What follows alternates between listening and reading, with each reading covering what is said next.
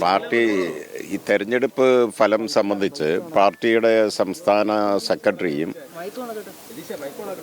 അതുപോലെ തന്നെ മുഖ്യമന്ത്രിയും ഉൾപ്പെടെയുള്ള നേതാക്കൾ പ്രതികരണം നടത്തിയിട്ടുണ്ട്.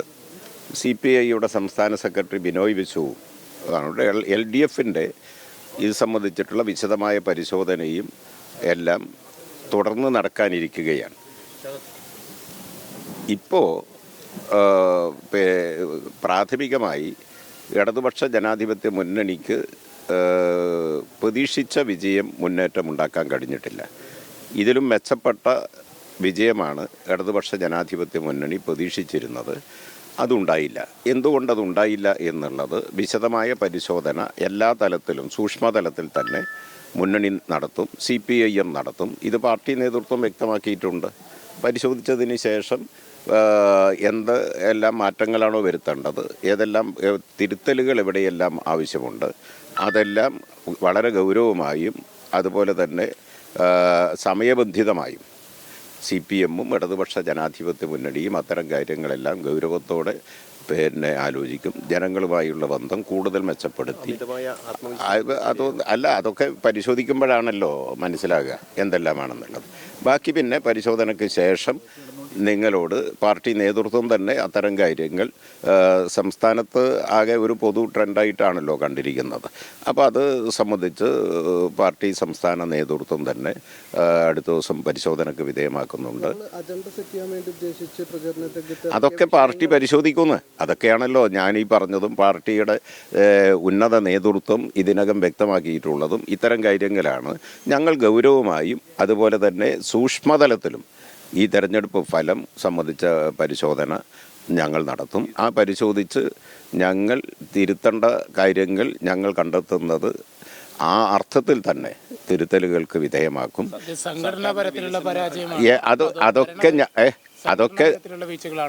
ഇതൊക്കെയാണ് പരിശോധിക്കാനിരിക്കുന്ന കാര്യങ്ങൾ. പരിശോധിച്ചിട്ടാണല്ലോ ഞങ്ങൾ പറയാൻ കഴിയുക. അല്ലാതെ അതെ ബി ജെ പിക്ക് അവർക്ക് കുറച്ച് നേട്ടങ്ങൾ ഉണ്ടാക്കാൻ കഴിഞ്ഞിട്ടുണ്ട്. UDFനും നേട്ടമുണ്ടാക്കാൻ കഴിഞ്ഞിട്ടുണ്ട്. ഇത്തരം കാര്യങ്ങളെല്ലാം അവർക്ക് നേട്ടമുണ്ടാക്കാൻ കഴിഞ്ഞെന്ന് പറഞ്ഞാൽ ഇടതുപക്ഷ ജനാധിപത്യ മുന്നണിക്ക് പ്രതീക്ഷിച്ച മുന്നേറ്റം ഉണ്ടാക്കാൻ കഴിഞ്ഞില്ല.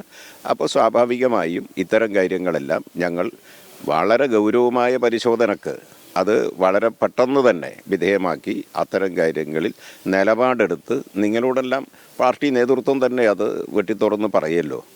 ശരി, അത് നിങ്ങളൊക്കെ ഇപ്പം അങ്ങനെയൊന്നും അതൊക്കെ എന്താണ്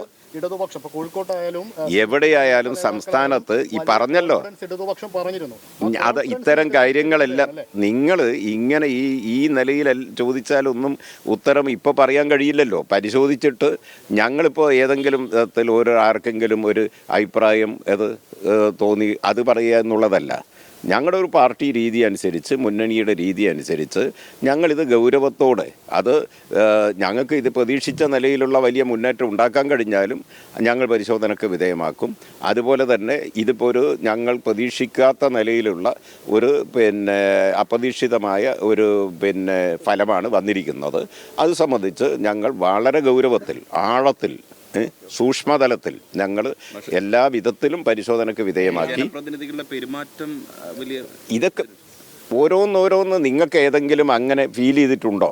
ഉണ്ടെങ്കിൽ ഞങ്ങളുടെ ശ്രദ്ധയിൽപ്പെടുത്തി ഏതെങ്കിലും ജനപ്രതിനിധിയുടെ പ്രതിനിധിയായി ഇരിക്കുമ്പോൾ പെരുമാറ്റുന്നത് രീതിയിൽ പെരുമാറ്റത്തിൻ്റെ അല്ലെങ്കിൽ ശൈലിയിൽ ഇടപെടുന്നതിൽ ഏതെങ്കിലും വിധത്തിൽ നിങ്ങൾക്ക് ഫീൽ ചെയ്തിട്ടുണ്ടെങ്കിൽ അനുഭവപ്പെട്ടിട്ടുണ്ടെങ്കിൽ അതടക്കം ഞങ്ങളുടെ ശ്രദ്ധയിൽപ്പെടുത്തിയാൽ ഞങ്ങളതും ഗൗരവമായ ഒരു മെറിറ്റ് അടിസ്ഥാനത്തിലുള്ള പരിശോധനയ്ക്ക് ഇന്നലെ വരെ നിങ്ങളങ്ങനെ ഒന്നും ആരും ശ്രദ്ധപ്പെടുത്തിയതായിട്ട് അറിയില്ല.